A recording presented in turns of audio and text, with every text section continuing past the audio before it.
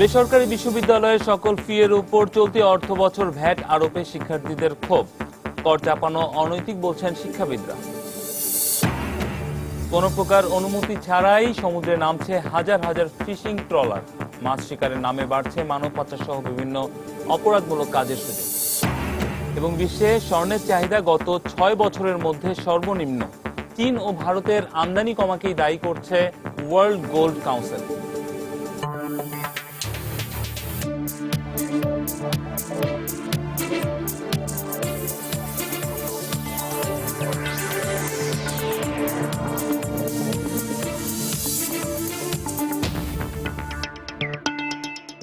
দেখছিলেন শিরোনাম। আমন্ত্রণ জানাচ্ছি দেশ ও দেশের বাইরের অর্থ বাণিজ্যের নানা খবর নিয়ে আমাদের নিয়মিত আয়োজন এই সময়ের বাণিজ্যে। আর আপনাদের সঙ্গে আছি আমি Ramim Hasan.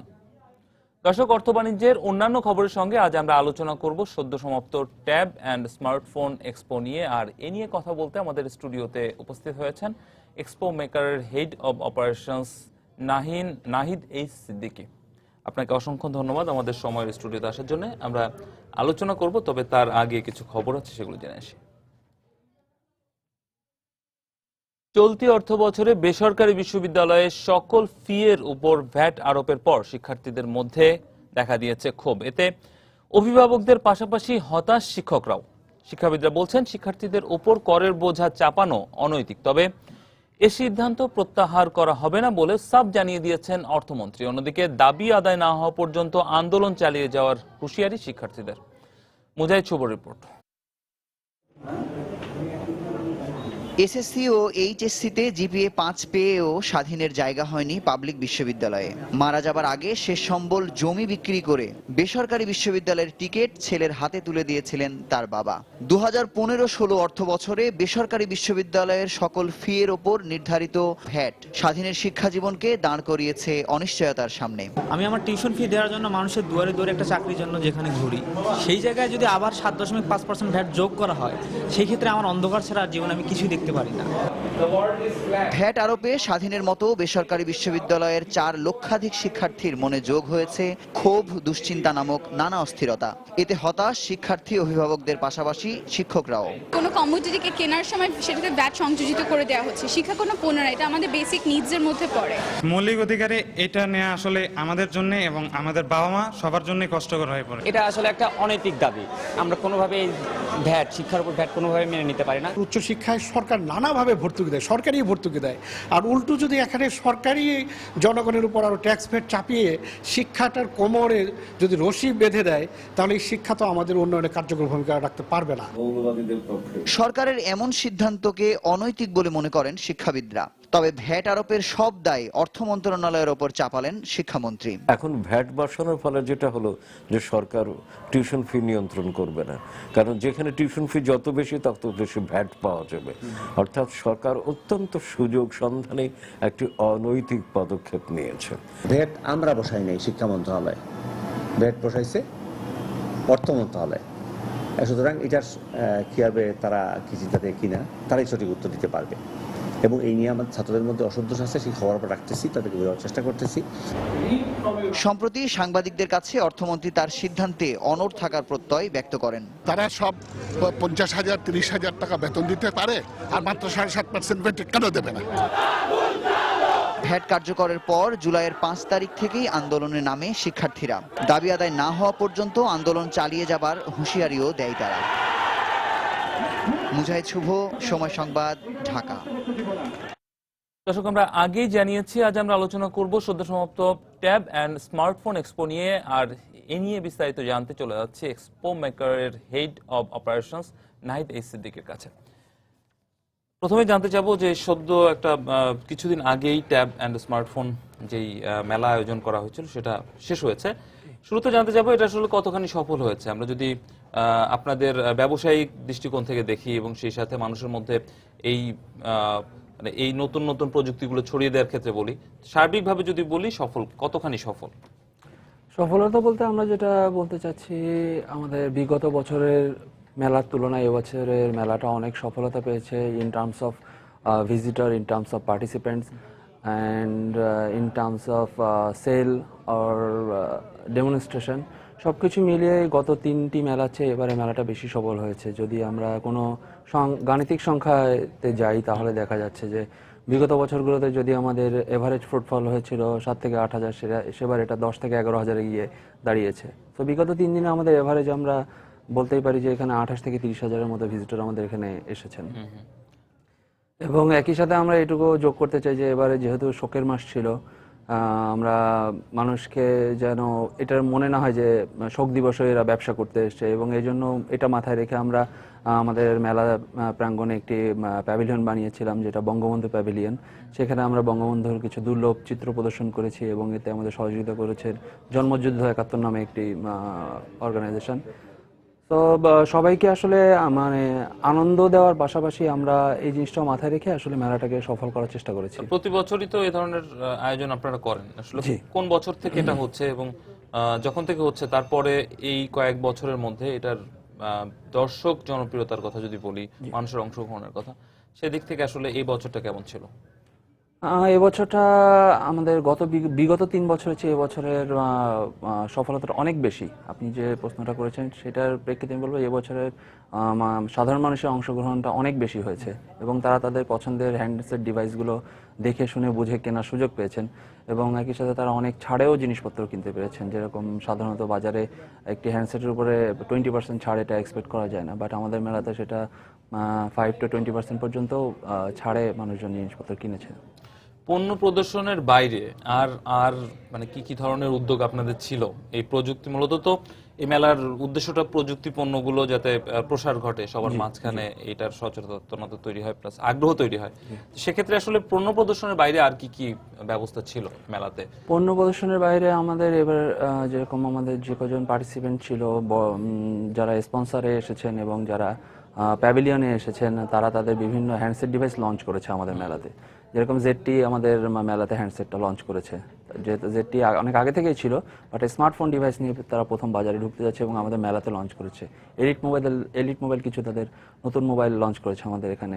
At the same time গোল্ডবার্গও করেছে। সো সবাই চেষ্টা করেছে যে আমরা বাইরের দেশেও দেখেছি যে কিছু নতুন হ্যান্ডসেট বিশেষ করে এক্সপো অথবা ডেমনস্ট্রেশন জাতীয় কোনো প্রোগ্রামই লঞ্চ করে।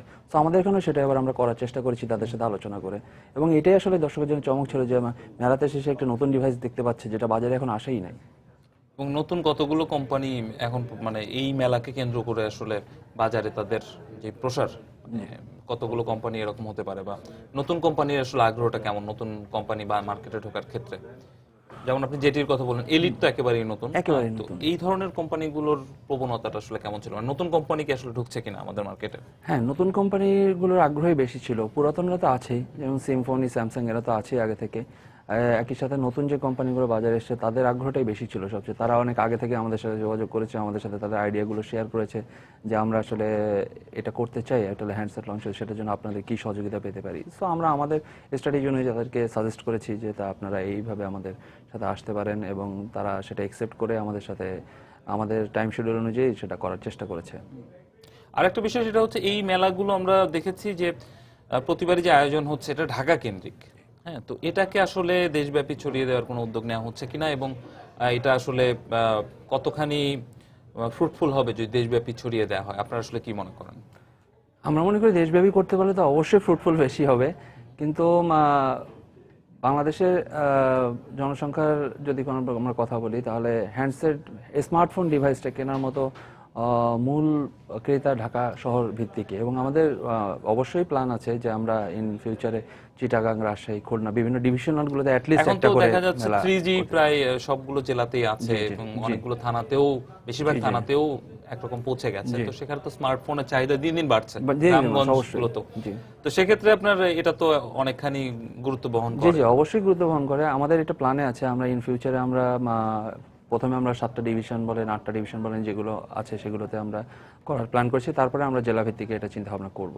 আমাদের প্ল্যান আছে। এখন পর্যন্ত ঢাকা চট্টগ্রামের মধ্যেই, চট্টগ্রামে আমরা স্মার্টফোন করি নাই, তবে অচিরেই আমাদের সম্ভাবনা আছে চট্টগ্রামে একটা, আমরা চিন্তা করছি যে এটাকে কতটুকু বৃদ্ধি করা যায় প্রসারটা। আরেকটা বিষয় জানতে চাবো যে মানুষের মধ্যে আসলে যেমন স্মার্টফোনের ক্ষেত্রে যদি দেখি তো সেক্ষেত্রে কোন ধরনের মোবাইলগুলোর প্রতি বেশি আগ্রহ ছিল, মানে 10,000-এর মধ্যে যেগুলো প্রাইস, বা হচ্ছে 10,000-এর উপরে, যদি 20-এর উপরে যাই, অনেক দামি দামি হ্যান্ডসেট যেগুলো আমরা মার্কেটে প্রতিনিয়ত দেখছি, পত্রিকায় অ্যাড দেখছি, তো কোন মোবাইলগুলোর প্রতি মূলত আগ্রহটা বেশি ছিল? কারণ আমরা দেখি যে ব্র্যান্ডের যে মোবাইলগুলো, স্যামসাং বা আপনার আইফোন, এইচটিসি, এগুলোর প্রাইসগুলো দেখা যায় যে 15 বা এর উপরে বা 20-এর উপরে। তো আবার হচ্ছে দেখা যাচ্ছে যে একই সুযোগ সুবিধা দিয়ে সিম্ফনি বা অন্যান্য যে ব্র্যান্ডগুলো আছে তারা কম মূল্যের মধ্যে রাখছে। তো আসলে চাহিদা কোনটার বেশি সাধারণ মানুষের কাছে, ব্র্যান্ড নাকি আপনার এই যেই প্রযুক্তি, নতুন প্রযুক্তি ব্যবহার করতে পারলেই হলো, মানে আসলে প্রবণতাটা কি ছিল? বিষয়টা আসলে এরকম না। বিষয়টা হচ্ছে যে আপনার আমাদের অবজারভেশন যেটা বলে, আমরা দেখেছি যে আপনার মানুষের আসলে স্পেসিফিকেশনটা তো ভ্যারি করেই, অ্যাট দ্য সেম টাইম ব্র্যান্ডও ভ্যারি করে। আমরা যদি বলি স্যামসাং এর কথা, আমাদের মেলার থেকে আমরা বলি, আমাদের মেলাতে যেরকম সিম্ফনিও যেরকম একটা টিজি আছে, টার্গেট কাস্টমার আছে, অ্যাট দ্য সেম টাইম আমার স্যামসাং এর আছে। তো সবাই বেশি আসলে আসলে আমি বলবো যে এটা কম্বিনেশনটাই। আমি যদি রেঞ্জ বলি, আমার 15 to 25 এর সেলস আউটটা বেশি হয়। আচ্ছা আচ্ছা, মানে 15 থেকে 20,000 25,000-এর ভিতরে যে হ্যান্ডসেট গুলো থাকে সেগুলোর চাহিদাই বেশি থাকে। সবচেয়ে বেশি 15 থেকে 25, মানে এর 15 থেকে নিচেও না 25, এর উপরেও না। এর নিচের গুলো দেখাচ্ছে যদি এটা যদি আপনার 60% হয়, বাকি উপরে, এর উপরে 20%, এর নিচের গুলো 20%, এইভাবে আসলে ভাগ হয়ে যায়।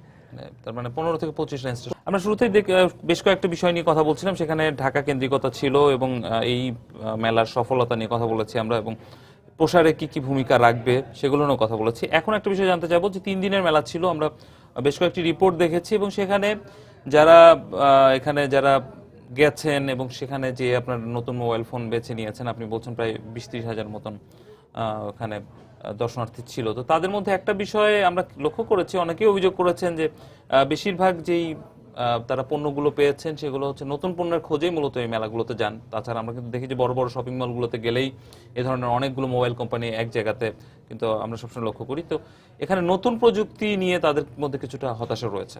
তো মানে এমন অভিযোগ আছে, আপনার পর্যবেক্ষণটা আসলে কি? নতুন প্রযুক্তি তো এটা তো আর কোম্পানির উপর ডিপেন্ড করে না, এটা ডিপেন্ড করে ওয়ার্ল্ড ওয়াইড ইনোভেশনের উপরে।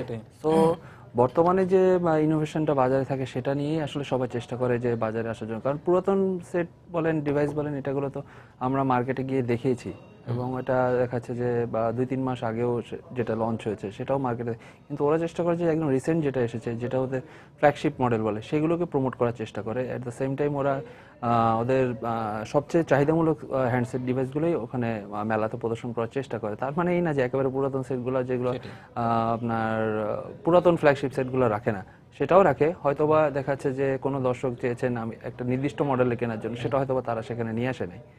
তো এই কারণে হয়তো দর্শকদের এরকম কিছু মনে হতে পারে।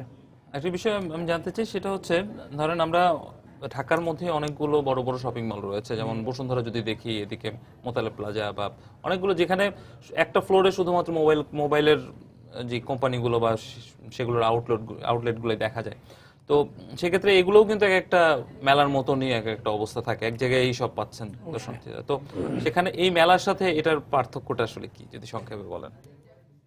আসলে শপিং মলের সাথে মেলার পার্থক্য একটা জায়গায়, সেটা বলো যে আপনার শপিং মলগুলোতে কোনো ফেস্টিভ মুডে তারা কিছু করতে পারছে না, কিন্তু আমরা মেলাটাকে এমনভাবে সাজাই যেন একটা ফেস্টিভ্যাল মনে হচ্ছে। আমি যখন মেলাতে ঢুকতেই যাচ্ছি তখন মনে হচ্ছে একটা ফেস্টিভ্যালের ভিতর দিয়ে আমি কোনো কিছু করতে যাচ্ছি।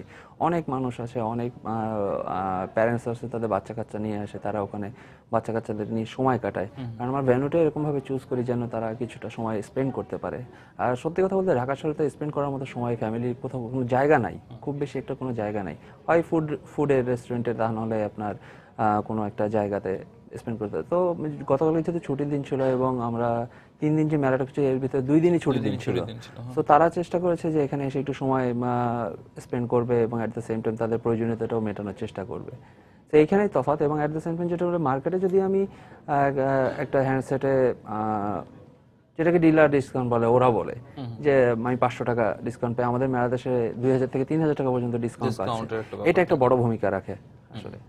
আচ্ছা, একটি বিষয় সেটা হচ্ছে বাংলাদেশের প্রযুক্তি পণ্যের বিক্রয়ত্ব সেবার যেটা আমরা দেখি, সেটা আসলে কতটুকু নিশ্চিত হয় বলে আপনি মনে করেন? একটি আউটলেট থেকে যেভাবে একটি বিক্রয়ত্ব সেবা দেয় একটি কোম্পানি, আমাদের মেলা থেকেও একইভাবে দেয়। কারণ আউটলেটগুলো তো আর ওরা কিন্তু হ্যান্ডসেটগুলো আপনার রিপেয়ার করে দেয় না অথবা সাপোর্ট দেয় না, ওরা একটা নির্দিষ্ট সার্ভিস সেন্টারের ঠিকানা দিয়ে দেয়, সেই একইভাবে আমাদের মেলা থেকেও যে হ্যান্ডসেটগুলো বিক্রি হচ্ছে সেগুলো তো তারা একটা ওয়ারেন্টি কার্ড দিয়ে দেয়, যেটা নিয়ে সার্ভিস সেন্টারে গেলেই তারা ওই সুযোগ সুবিধাটা পেয়ে যায়। ওভারঅল যদি আমরা দেখি আসলে এই বিক্রয়ত্ব সেবাটা এখন মানে মানটা কতখানি, যেমন অন্য যদি আমরা স্যামসাং বা যেগুলো বড় ব্র্যান্ড সেগুলোর ক্ষেত্রে দেখি যে অনেক তাদের আউটলেট থাকে, সারা ঢাকা শহরেই তাদের সার্ভিস সেন্টার আছে, সেখানে লম্বা লাইন থাকে। অন্যান্য যে কোম্পানিগুলো আছে, নতুন নতুন কোম্পানি যারা আসছে, তাদের কি অবস্থা আসলে? তারাও আসলে এটা চেষ্টা করছে যে, যেরকম আমি যদি বলি গোল্ডবার্গের কথা, তারা বেশ কয়েকটা সবকটা ডিভিশনেই তাদের সার্ভিস সেন্টার খোলার চেষ্টা করেছে। এলিটও একই চেষ্টা করেছে। তো সবার আসলে মানে ব্যবসায় নামার আগে তারা এই সার্ভিস সেন্টারটা মাথায় রেখে পুরো কান্ট্রিতে যেন তাদের সার্ভিসটা পেতে পারে, এই চেষ্টা তারা সবাই করে। আমাদের এটা অবজারভেশন বলে। এখন কতটুকু তারা ওখান থেকে সাপোর্ট দিতে পারছে, হয়তো কোনো জটিল কোনো প্রবলেম হলে সেটা ঢাকা কেন্দ্রিকে পাঠিয়ে দিয়ে হয়তো এক সপ্তাহের ব্যবধানে সেটা সমাধান করে দেওয়ার চেষ্টা করে। এটা আসলে আমরা পর্যবেক্ষণ করে বলতে পারি। আচ্ছা, একটা বিষয় সেটা হচ্ছে বিভিন্ন ব্র্যান্ডের প্রযুক্তি পণ্য সরাসরি বাংলাদেশে বাজারজাত হচ্ছে কতটুকু, একটা প্রশ্ন। আর একটা মানে এটা কি আসলে ডিলার বা আমদানি কারক পর্যায়েই ব্যবসা হচ্ছে নাকি এর বাইরেও ব্যবসাটা হচ্ছে? আচ্ছা, এটা তো পলিসি লেভেলে কোশ্চেন হয়ে গেল। তো আমাদের যতটুকু পর্যবেক্ষণ বলতে পারি যে ডিলাররা চেষ্টা করে যে যেন গ্রে মার্কেট যেটাকে বলি সেটা যেন তারা বন্ধ করতে পারে। আর গ্রে মার্কেটের সেট আসলে আপনার ফ্ল্যাগশিপ মডেল যেগুলো আমরা বলি, যেরকম ব্র্যান্ডেড স্যামসাং, হুয়াওয়ে, এইচটিসি যদিও বাংলাদেশে এখনো অথরাইজেশন আমি যতদূর জানি নাই কারো। তো এই সেটগুলোই আসলে গ্রে মার্কেটে বেশি আসে, হ্যাঁ, যেগুলো চাহিদা বাজারে সবচাইতে বেশি। সিম্ফনি কেউ কখনো গ্রে মার্কেটে নিয়ে আসবে না, গোল্ডবার্গও নিয়ে আসবে না, এলিটও নিয়ে আসবে না, কারণ দিস আর বাংলাদেশি মডেল। তো এটা আসলে মানে আমাদের যেটা রিকোয়েস্ট, আমরা সাধারণ মানুষের জন্য ভালো হবে যদি সরকার কোনো পদক্ষেপ গ্রহণ করে গ্রে মার্কেটটাকে কিভাবে বন্ধ করা যায়। আপনাদের কোনো সার্ভে নেই এই বিষয়ে যে আসলে কত পার্সেন্ট গ্রে মার্কেটে হচ্ছে বা কত পার্সেন্ট? এটা আসলে মানে আমার মনে হয় না গভর্নমেন্টের কাছেও আছে এরকম কোনো, কারণ টোটালি একটা ইলিগাল একটা ওয়েতে সেটগুলো বাংলাদেশে ঢুকছে। তা না হলে একটি স্যামসাং এর হ্যান্ডসেটের মডেল আমি ফ্ল্যাগশিপ স্টোর থেকে কিনলে যেটা দাম আছে 70,000 টাকা, গ্রে মার্কেটে এসে তারা 60,000 টাকা কিভাবে দিচ্ছে? এটা আসলে মানে সরকারের আসলে কোনো পদক্ষেপ গ্রহণ করা উচিত। আচ্ছা, আন্তর্জাতিক বাজারের সাথে দেশের প্রযুক্তি বাজার কতটুকু ভারসাম্যপূর্ণ? আমরা যদি দাম, সবশেষ মডেল এগুলোর দিক থেকে যদি বিচার করি, মানে যে আন্তর্জাতিক বাজারের সাথে বাংলাদেশের যে বর্তমান প্রযুক্তি বাজার, এটার ভারসাম্য কতখানি? যে নতুন মডেলটা যখন যদি আমরা স্যামসাং বা আপনার আইফোন এরা যখন নতুন একটা প্রোডাক্ট লঞ্চ করছে, সেটা কত দ্রুত বাংলাদেশের মার্কেটে আসছে, বা তাদের সেখানে যতগুলো পণ্য আছে বাংলাদেশে কতগুলো পণ্য আছে, এসব দিক থেকে যদি বিচার করি ভারসাম্য এখন কতখানি? আগে দেখা যেত, এক সময় দেখতাম যে একটা প্রোডাক্ট দেশের বাইরে যেমন ওয়েস্টার্ন কান্ট্রিগুলোতে বা আমেরিকাতে, সেসব জায়গাতে অনেক দিন চলার পরে তারপর বাংলাদেশে আসতো সেই প্রযুক্তিটা। এখন অবস্থাটা কি? এখন আসলে আগের মতো আর নাই, কারণ একটা প্রোডাক্ট যখন লঞ্চ হয়, suppose it's launch in America and যেমন আইফোন 6 যখন বাইরে হচ্ছে একই সাথে বাংলাদেশেও মানে একই দিনে না হলো 4-5 দিন অথবা এক সপ্তাহের ব্যবধানে বাংলাদেশেও সেটা পাওয়া যাচ্ছে। আগের মতো আসলে এখন আর নাই, কারণ দেখা যাচ্ছে যে চাহিদাটা এত বেশি পড়ে যায় যে আগে থেকেই মানুষজন ফ্ল্যাগশিপ স্টোরে গিয়ে বলছে যে আমার আসলে এই সেটটা কবে আসবে, মানে আমি শুনেছি এটা লঞ্চ হচ্ছে অমুক তারিখে, আমরা কত তারিখে পাবো। সো বাংলাদেশের যারা প্রতিনিধি আছে তারা চেষ্টা করে যে যত দ্রুত সম্ভব সেটটাকে বাংলাদেশে নিয়ে এসে আর করা যায়। প্রাইসের ব্যাপারে মোবাইল অপারেটর কোম্পানিগুলো অনেক অ্যাক্টিভ, তারা নিজেরা মোবাইল অপারেটরগুলো আসলে চেষ্টা নিয়ে আসছে এই সেটগুলো। মোবাইল অপারেটরগুলো দেখা যাচ্ছে যে যেদিন বাইরে লঞ্চ হচ্ছে সেই দিনই বাংলাদেশে লঞ্চ করার চেষ্টা করছে, যে সাপোজ গ্রামীণ ফোন অ্যান্ড রবি এবং যারা অপারেটর আছে তারা চেষ্টা করে যে একই দিনে কিভাবে মানুষকে সেবাটা দেওয়া যায়। তারা এই জন্য প্রি বুকিংও নিয়ে থাকে অনেক আগে থেকে। আমরা এই লাস্টে আইফোন 6 প্লাসও দেখেছি যে রবি গ্রামীণ ফোনেরা চেষ্টা করেছে যে কিভাবে জিনিসটাকে মানুষকে মানে সবার আগে দেওয়া যায়। সেগুলো সফলতা আসলে কেমন থাকে? যেমন হচ্ছে যখন নতুন অবশ্যই ভালো প্রযুক্তিগুলো চলে আসে তখন আসলে চাহিদাটা বা চাহিদা বিবেচনা এবং সেই পণ্যগুলোর কিন্তু দাম অনেক বেশি থাকে, সেক্ষেত্রে আপনার আসলে মানে সফলতার হার কতখানি? আসলে হাই এন্ড সেটের ব্যবহারকারী তো একটি নির্দিষ্ট সেগমেন্ট, তো এটা সফলতা যদি ওই হিসাব করা হয় তাহলে অবশ্যই ভালো। কারণ দেখা যাচ্ছে একটি 2000 সেট, এবার আমাদের কাছে লাস্ট একটা ডাটা পেয়েছিলাম যে এরকম জিপি এরকম হ্যান্ডসেট প্রি বুকিং নিচ্ছে এবং তাদের শেষও হয়ে গিয়েছে। আমি নিজে গিয়েও পাই নাই, প্রি বুকিংই পাই নাই। তো আমাকে ওয়েট করতে হয়েছে যে আরো 15 দিন 20 দিন অপেক্ষা করতে হবে। তো এটা থেকে বোঝা যাচ্ছে তাদের মানে সাপ্লাইর চেয়ে ডিমান্ডটাই বেশি। আর বাংলাদেশের মানুষের নতুন প্রযুক্তি গ্রহণের সক্ষমতা আসলে অনেক বেশি। আরেকটা বিষয় সেটি হচ্ছে নিজেদের বাজারের বিবেচনায় প্রযুক্তি পণ্য তৈরিতে দেশের সক্ষমতা মানে কতটুকু অগ্রসর হচ্ছে বা হয়েছে আপনি কি মনে করছেন? আস্তে আস্তে আসলে ইনক্রিজ করছে। এখন কি অবস্থা?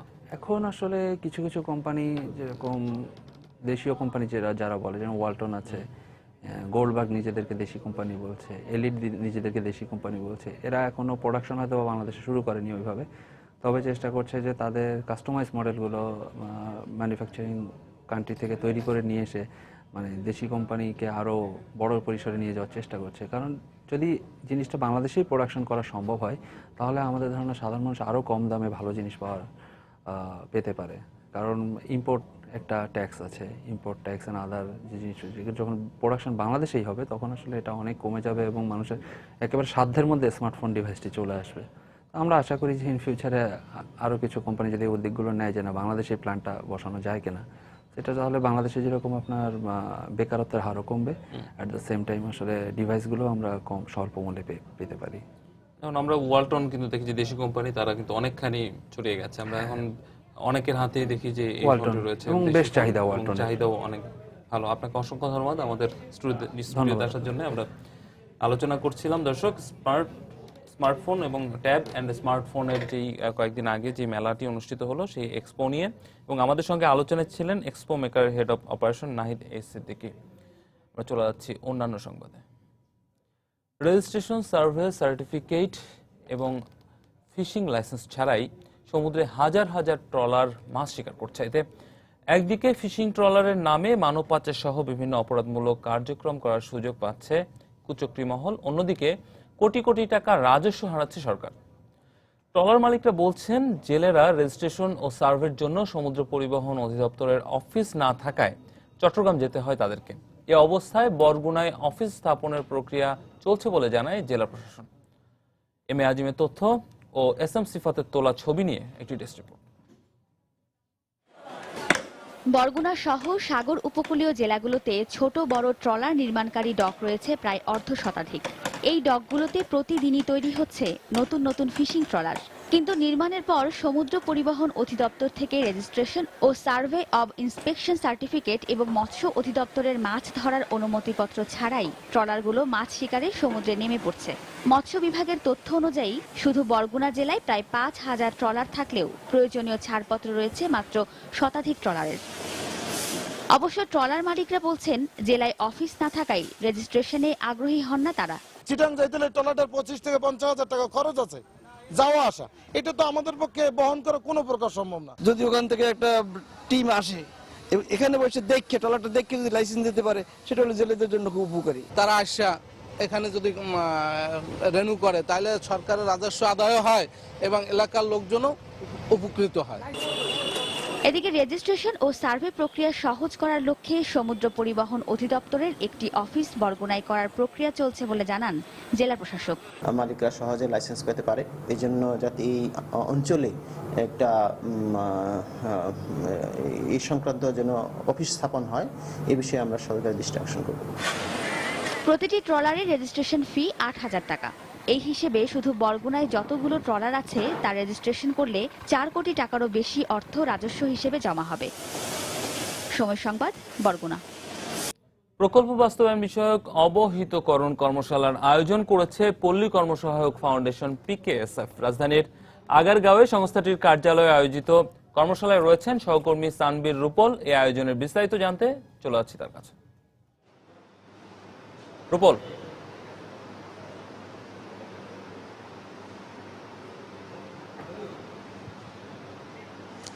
তামিম, পল্লী কর্মসংস্থান ও সহায়ক ফাউন্ডেশন PKSF এর আয়োজনে আজকে যে প্রশিক্ষণ কর্মশালাটি আয়োজন করা হয়েছে, এটি আসলে মূলত সিপ অর্থাৎ skill for development investment programme.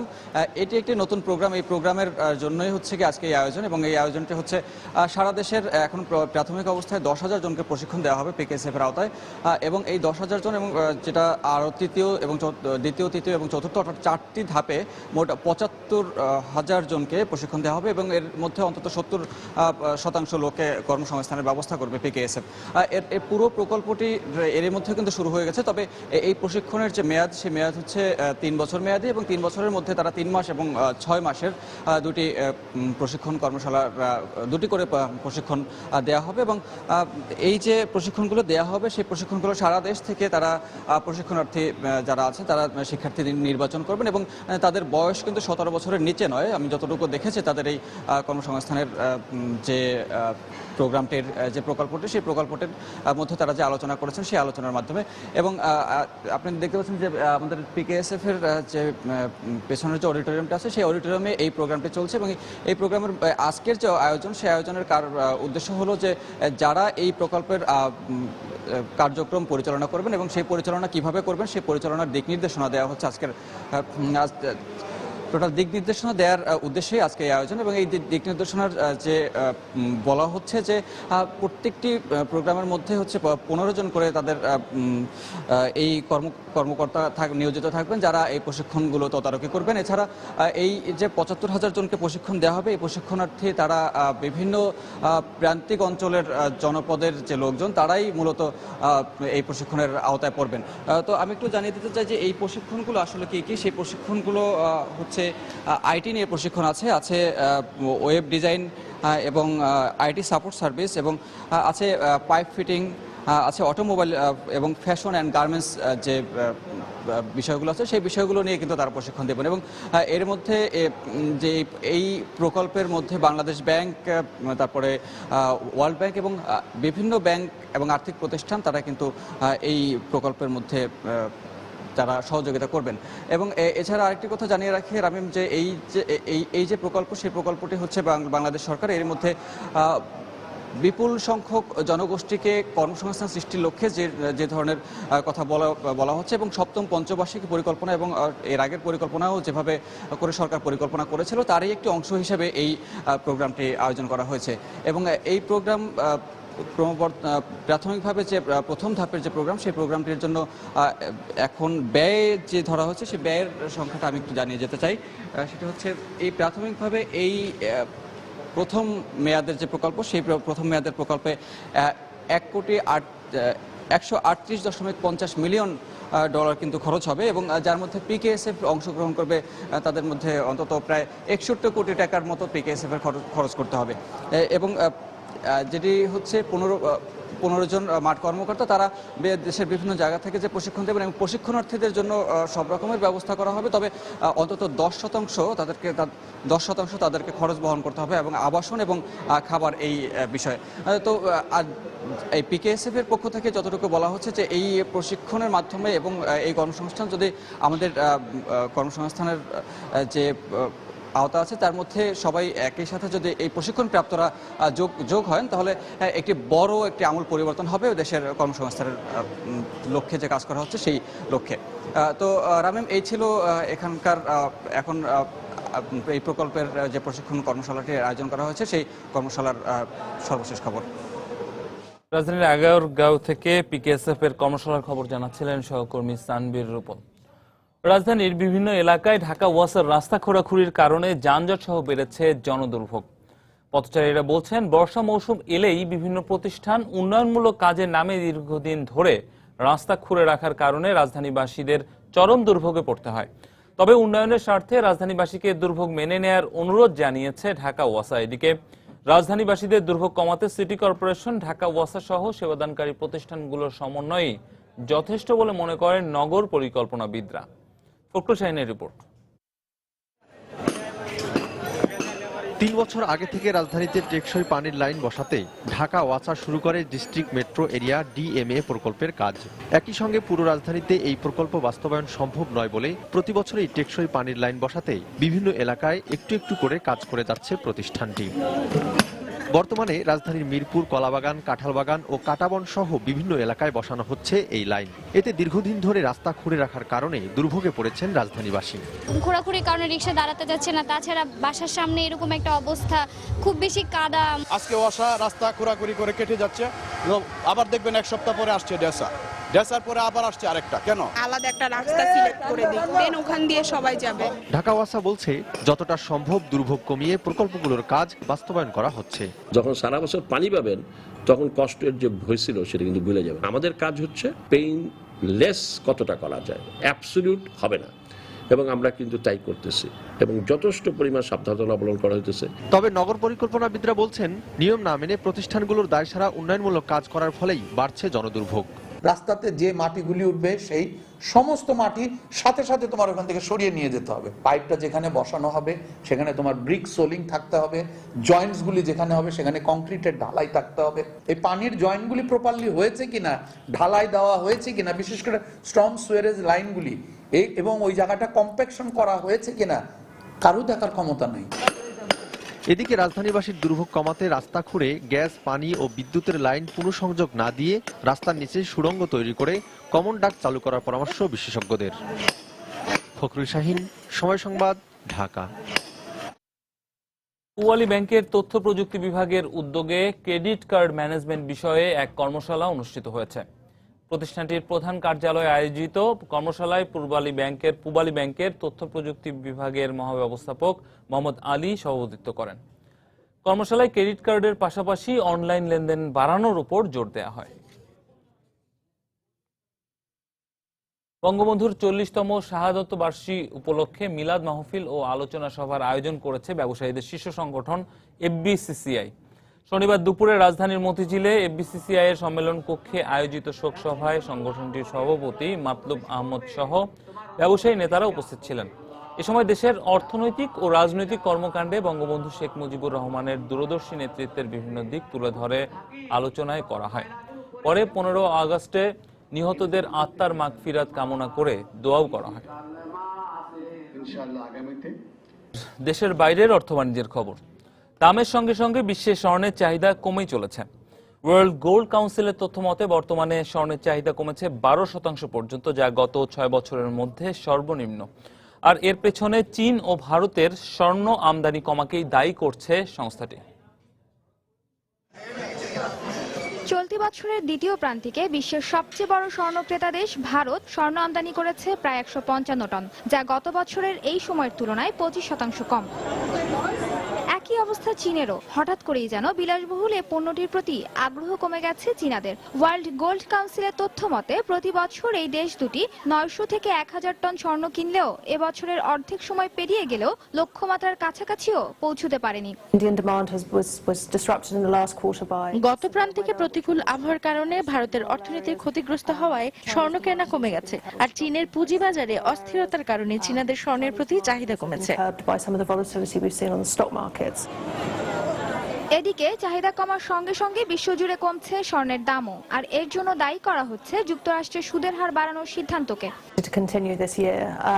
যতদূর মনে হচ্ছে চলতি বছর দাম কমার এ ধারা অব্যাহতই থাকবে, কারণ বছর শেষে ফেড সুদের হার বাড়বে। একে কেন্দ্র করে বাজারে স্বর্ণের সরবরাহ বাড়ছে, যা দাম নিম্নমুখী করে রাখছে। ওয়ার্ল্ড গোল্ড কাউন্সিল মনে করছে আপাতত চাহিদা কমলেও নিম্নমুখী দাম বিশ্বে আবারও চাহিদা বাড়িয়ে তুলবে। বর্তমানে বিশ্ববাজারে প্রতি আউন্স স্বর্ণ বিক্রি হচ্ছে $1116 করে। নাজিয়া শাকুর, সময় সংবাদ। বছরের দ্বিতীয় প্রান্তিকে ইউরোজোনের দেশগুলোর আর্থিক প্রবৃদ্ধি হয়েছে 0.3%, যা এর আগের প্রান্তিকের তুলনায় 0.1% কম। এক সমীক্ষায় এ তথ্য উঠে এসেছে। এতে আরও দেখা যায় এ সময়ে ইউরোজোনের মূল্যস্ফীতির হার 2%ই বহাল ছিল। গত 3 মাসে জার্মানি ও স্পেনের অর্থনীতির গতির চাঙ্গা থাকলেও অভ্যন্তরীণ চাহিদা কমায় ফ্রান্সের অর্থনীতির গতি ছিল মন্থর। আর এরই প্রভাব পড়েছে গোটা অঞ্চলে। যদিও ফ্রান্সের অর্থমন্ত্রী মিশেল সেপিনের দাবি তার দেশে পূর্বাভাস অনুযায়ী প্রবৃদ্ধি হয়েছে। এদিকে ইউরোজোনের অন্যতম বাণিজ্য সহযোগী চীন তাদের মুদ্রার মান কমানোয় দেশটিতে এ অঞ্চলের রফতানি বাণিজ্য ক্ষতিগ্রস্ত হবে বলে আশঙ্কা করছেন বিশ্লেষকরা। গত এক সপ্তাহে চীনা মুদ্রা ইউয়ানের মান প্রায় 4% কমায় বিভাগে পড়বে ইউরোপের বৃহত্তম রফতানি নির্ভর দেশগুলোর বিলাসবহুল পণ্যের বাজার। কারণ এতে দেশটিতে বিলাসবহুল পণ্যের দাম বেড়ে যাবে, ফলে কমবে চাহিদাও। ক্রয় ক্ষমতা বাড়ায় চীনারা দিন দিনই বেশ শৌখিন হয়ে উঠছেন। এখাতে বাড়ছে তাদের অর্থব্যয়ের পরিমাণও, যার অংশ হিসেবে প্রতি বছরই হংকংয়ে ঘুরতে আসেন অন্তত 10 কোটি চীনা পর্যটক। অন্য যে কোনো দেশের জনগণের চেয়ে বিলাসবহুল পণ্যেও সবচেয়ে বেশি আগ্রহী চীনারা। সম্প্রতি ডলারের বিপরীতে ইউয়ানের মান 4% পর্যন্ত কমানোয় এখন বিলাসবহুল পণ্যে অর্থ ব্যয়ের কথা ভাবছেন না তারা। এমনকি এই অবস্থা চলতে থাকলে কয়েকদিন পর খরচ কমানোর জন্যও ব্যতিব্যস্ত হয়ে পড়বেন তারা। আর চীন ইউরোপের বিলাসবহুল পণ্যের অন্যতম ক্রেতা দেশ হয় এর নেতিবাচক প্রভাব ইউরোপের বৃহত্তম অর্থনীতির দেশগুলোতে পড়ার আশঙ্কা ব্যবসায়ী মহলের। জার্মানির রপ্তানি বাণিজ্যের উপর ইউয়ানের মান কমার নেতিবাচক প্রভাব পড়বেই, কারণ ইউয়ানের মান কমায় বিলাসবহুল পণ্যে অর্থব্যয় কমিয়ে দেবে চীনারা। সবচেয়ে বেশি ক্ষতিগ্রস্ত হবে জার্মানির গাড়ির বাজার। বর্তমানে যুক্তরাষ্ট্রের পর ইউরোপীয় ইউনিয়নের অন্যতম ক্রেতা দেশ চীন। বিশ্লেষকরা মনে করছেন নিত্যপণ্যের বাজারেও এর নেতিবাচক প্রভাব পড়বে। ইউয়ানের মান কমার প্রভাব পুরো বিশ্ব অর্থনীতিতে পড়বে। চীনা মুদ্রার মান কমলে বিলাসবহুল পণ্য ছাড়িয়ে নিত্যপণ্যের দামও বেড়ে যাবে। ডলারের বিপরীতে ইউয়ানের মান কমায় চীনের বাণিজ্য ঘাটতি কমবে এবং তা বিদেশি বিনিময়ে জোরদার ভূমিকা রাখবে বলে মত পিপলস ব্যাংক অফ চায়নার। তবে এজন্য চীনের কেন্দ্রীয় ব্যাংকের সমালোচনা করে যুক্তরাষ্ট্র বলছে চীন শুধু রফতানিকারকদের স্বার্থে এমন সিদ্ধান্ত নিয়েছে। ঈশিতা ব্রহ্ম, সময় সংবাদ। ইরান তাদের চাবাহার বন্দরে বিনিয়োগের জন্য ভারতীয় বেসরকারি কোম্পানিগুলোকে আহ্বান জানিয়েছে। সম্প্রতি ভারত সফরে এসে নয়াদিল্লিতে এই আহ্বান জানান দেশটির পররাষ্ট্রমন্ত্রী মোহাম্মদ জাভেদ জারিফ। তিনি বলেন, ভারত ও ইরান একসঙ্গে কাজ করলে তা ইরানের অর্থনৈতিক অবস্থা উন্নয়নে কার্যকর ভূমিকা রাখবে। ভারত চাবাহার বন্দরে একটি কন্টেইনার ও কার্গো টার্মিনাল নির্মাণ করবে। পশ্চিমা বিশ্বের সঙ্গে পারমাণবিক চুক্তির পর এটি ইরানি পররাষ্ট্রমন্ত্রীর প্রথম ভারত সফর।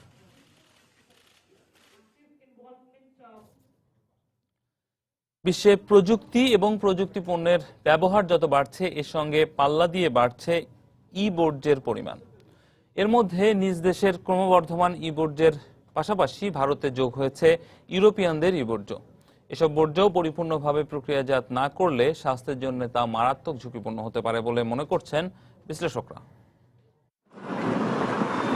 স্মার্ট প্রযুক্তির সাথে তাল মিলিয়ে চলতে গেলে প্রযুক্তি পণ্যের উপর নির্ভর না করে উপায় নেই। আর নতুন প্রযুক্তির সাথে নিজেকে পরিচয় করিয়ে দিতে বিশ্বে বাড়ছে প্রযুক্তি পণ্যের ব্যবহার। কিন্তু স্বাচ্ছন্দ্যে ব্যবহৃত এসব টেক পণ্যগুলোই একসময় অকেজো হয়ে পরিণত হচ্ছে ই বর্জ্যে।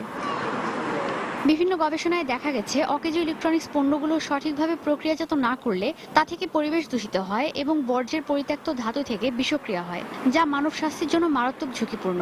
অথচ গত কয়েক বছর ধরে বিশ্বে মারাত্মকভাবে বাড়ছে ই ওয়েস্টের পরিমাণ। ই বর্জ্য উৎপাদনের দিক দিয়ে যুক্তরাষ্ট্র, চীন, জাপান কিংবা ইউরোপের টেক সিটিগুলো এগিয়ে থাকলেও বর্তমানে এ তালিকায় শীর্ষ 10-এর মধ্যে উঠে এসেছে ভারতের নাম। 2014 সালে দেশটিতে 1641 মেট্রিক টন ই বর্জ্য সৃষ্টি হয়েছে। এছাড়া শিপমেন্ট সহজ হয় চীন, ভারত, মালয়েশিয়া আর পাকিস্তান সহ এশিয়ার দেশগুলোতে প্রতি বছর ই বর্জ্যের 1/3 ফেলছে পশ্চিমা দেশগুলো। পশ্চিমাদের ই বর্জ্য ফেলার তালিকায় রয়েছে আফ্রিকা, ঘানা এবং নাইজেরিয়াও। জাতিসংঘের পরিবেশ প্রকল্প ইউএনইপির এক জরিপে দেখা গেছে বর্তমানে বিশ্বে প্রতি বছর 4 কোটি টন ইলেকট্রনিক্স বর্জ্য তৈরি হচ্ছে। এর মধ্যে একটি বড় অংশই আসছে কম্পিউটার, মোবাইল ফোন এবং টেলিভিশনের মাধ্যমে। অবৈধভাবে ই বর্জ্যের শিপমেন্ট বন্ধ না করা গেলে কিংবা ই বর্জ্যের সঠিক পুনঃপ্রক্রিয়াজাতকরণ না হলে শিগগিরই এসব বর্জ্য টক্সিক টাইম বোমে পরিণত হবে বলে আশঙ্কা বিশ্লেষকদের। ঈশিতা ব্রহ্ম, সময় সংবাদ। দর্শক, এবারে জানিয়ে দেব ঢাকা স্টক এক্সচেঞ্জের লেনদেন পরিস্থিতি। আমরা চলে যাচ্ছি ডিএসইর ওয়েবসাইটে। সপ্তাহের শুরুর দিন আমরা কিন্তু আজকে দেখতে পাচ্ছি সূচকের ওঠানামা ছিল বাজারে ব্যাপক পরিমাণে। অর্থাৎ আমরা শুরুতে যেমনটি দেখেছি সূচকের একটা ঊর্ধ্বমুখী প্রবণতা দিয়ে বাজার শুরু হলেও কিছুক্ষণের মধ্যেই সূচক আবার নিম্নমুখী প্রবণতা লক্ষ্য করা যায়। এর পরপরই কিন্তু আবার দেখেছিলাম সূচক একটা ঊর্ধ্বমুখী প্রবণতার দিকে যাচ্ছিল। এই মুহূর্তে এসে সেটি কিন্তু আবার নিম্নমুখী প্রবণতার দিকে যাচ্ছে এবং আমরা যদি গ্রাফটি দেখি সকাল 10:30 থেকে আমরা 10:40 পর্যন্ত দেখেছিলাম সূচকের ঊর্ধ্বমুখী প্রবণতা। এরপরে সূচক নামতে থাকে 11:10 পর্যন্ত সেই নিম্নমুখী প্রবণতা লক্ষ্য করা যায়। এরপরে 11:20 দিকে এসে সেটি আবার ওঠা শুরু করে এবং 11:35 পর্যন্ত সেটি ঊর্ধ্বমুখী একটা অবস্থার মধ্যে ছিল। এরপরে কিন্তু আবার একটা নিম্নমুখী প্রবণতা লক্ষ্য করা যাচ্ছে। তবে সূচকের যে 3টি মানদণ্ড সেগুলোর মধ্যে কিন্তু আমরা দেখতে পাচ্ছি যে ডিএসই এক্স ইন্ডেক্সে সূচকের নিম্নমুখিতা লক্ষ্য করা যাচ্ছে 3 পয়েন্টের মতো। 4805 পয়েন্টে রয়েছে ডিএসই এক্স ইন্ডেক্স। তবে ডিএসসি এস ইন্ডেক্স যেটি সেটি এখনো পর্যন্ত কিন্তু ঊর্ধ্বমুখী প্রবণতা বজায় রয়েছে, 1 পয়েন্টের মতো সূচকের ঊর্ধ্বগতি দিয়ে 1192 পয়েন্টে রয়েছে ডিএসসি এস ইন্ডেক্স। আর ডিএসসি 30 ইন্ডেক্সেও সূচকের নিম্নগতি, সেখানে 1 পয়েন্টের কিছুটা কম সূচকের নিম্নগতি রয়েছে 1858 পয়েন্টে। আর এখন পর্যন্ত লেনদেন হয়েছে 171 কোটি টাকা। লেনদেনকারী কোম্পানিগুলোর মধ্যে বেশিরভাগ কোম্পানি আমরা দেখতে পাচ্ছি শেয়ারের দাম কমেছে, অর্থাৎ 95টি কোম্পানি যেগুলো শেয়ারের দাম কমেছে, 145টি বেড়েছে, 145টি কোম্পানির শেয়ারের দাম কমেছে, আর 42টি কোম্পানির শেয়ারের দাম রয়েছে অপরিবর্তিত অবস্থায়। লেনদেনের শীর্ষ কোম্পানি এই মুহূর্তে স্কয়ার ফার্মা 237 টাকা 20 পয়সা প্রতিটি শেয়ার লেনদেন হচ্ছে। গত সপ্তাহের শেষ কার্যদিবসে 268 টাকায় লেনদেন হয়েছিল এই কোম্পানিটির। আমরা কিন্তু এই কোম্পানির ক্ষেত্রে দেখছি সর্বোচ্চ মূল্য আজকে উঠেছিল 241 টাকা এবং সর্বনিম্ন মূল্য ছিল 236 টাকা। দুটোই কিন্তু গত সপ্তাহের শেষ কার্যদিবসের যে সর্বশেষ মূল্য ছিল তার চেয়ে কম। আর এরপরে রয়েছে আরএসআরএম স্টিল, এই কোম্পানিটি লেনদেনের দ্বিতীয় অবস্থানে অবস্থান করছে। এখন পর্যন্ত লেনদেন হয়েছে, যে লেনদেন হয়েছে সেই লেনদেনের ভিত্তিতে এই মুহূর্তে লেনদেন মূল্য 67 টাকা 40 পয়সা, যেটি 64 টাকা 10 পয়সা ছিল সর্বশেষ লেনদেন মূল্য গত সপ্তাহের শেষ কার্যদিবসে। সেই মুহূর্তে এই কোম্পানিটির শেয়ারের দাম কিন্তু 3 টাকা 30 পয়সা মতো বেড়েছে। আর এই কোম্পানিটির সর্বোচ্চ মূল্য আজকে এখন পর্যন্ত উঠেছিল 68 টাকা 10 পয়সায়, আর সর্বনিম্ন মূল্য দাঁড়িয়েছিল 63 টাকা 90 পয়সা। ইসলামী ব্যাংক খাতের এই প্রতিষ্ঠানটি রয়েছে লেনদেনের তৃতীয় অবস্থানে, 30 টাকা 80 পয়সা প্রতিটি শেয়ার লেনদেন হচ্ছে। গত সপ্তাহে শেষ কার্যদিবস হচ্ছে 8.8 অর্থাৎ 80 পয়সার মতো এই কোম্পানিটির শেয়ারের দাম বেড়েছে। 31 টাকা 30 পয়সা সর্বোচ্চ মূল্য ছিল এই কোম্পানিটির আজকের দিনের লেনদেন মূল্য, সর্বোচ্চ লেনদেন মূল্য। সর্বনিম্ন লেনদেন মূল্য ছিল 29 টাকা 50 পয়সা। আলহাজ টেক্সটাইল, এই কোম্পানিটি রয়েছে লেনদেনের চতুর্থ অবস্থানে, 137 টাকায় প্রতিটি শেয়ার লেনদেন হচ্ছে। সেই লেনদেনের হিসেবে 130 টাকা 40 পয়সা সর্বশেষ লেনদেন মূল্য ছিল গত সপ্তাহের শেষ কার্যদিবসে, সেই হিসেবে 7 টাকার মতো এই কোম্পানিটির শেয়ারের দাম বেড়েছে। এরপর রয়েছে যে কোম্পানিটি আমরা দেখতে পাচ্ছি লেনদেনের পঞ্চম অবস্থানে রয়েছে সেন্ট্রাল ফার্মাসিউটিক্যালস লিমিটেড, লেনদেনের ষষ্ঠ অবস্থানে রয়েছে বিএসআরএম লিমিটেড। এরকম মোটামুটি আমরা লেনদেনের শীর্ষ কোম্পানিগুলোর অবস্থা এই দেখতে পাচ্ছি এখন পর্যন্ত। আর এই ছিল লেনদেনের সর্বশেষ অবস্থা। এ পর্যায়ে আবারও জানিয়ে দিচ্ছি এ সময় বাণিজ্যের শিরোনামগুলো। বেসরকারি বিশ্ববিদ্যালয়ে সকল ফি এর উপর চলতি অর্থ বছর ভ্যাট আরোপে শিক্ষার্থীদের ক্ষোভ, কর চাপানো অনৈতিক বলছেন শিক্ষাবিদরা। কোনো প্রকার অনুমতি ছাড়াই সমুদ্রে নামছে হাজার হাজার ফিশিং ট্রলার, মাছ শিকারের নামে বাড়ছে মানব পাচার সহ বিভিন্ন অপরাধমূলক কাজের শুরু। এবং বিশ্বে স্বর্ণের চাহিদা গত 6 বছরের মধ্যে সর্বনিম্ন। চীন ও ভারতে আমদানি কমাকেই দায়ী করছে ওয়ার্ল্ড গোল্ড কাউন্সিল। ছিল এই সময় বাণিজ্যে। যে কোনো খবর পেতে ভিজিট করুন সময়নিউজ.tv। সঙ্গে থাকুন সময়।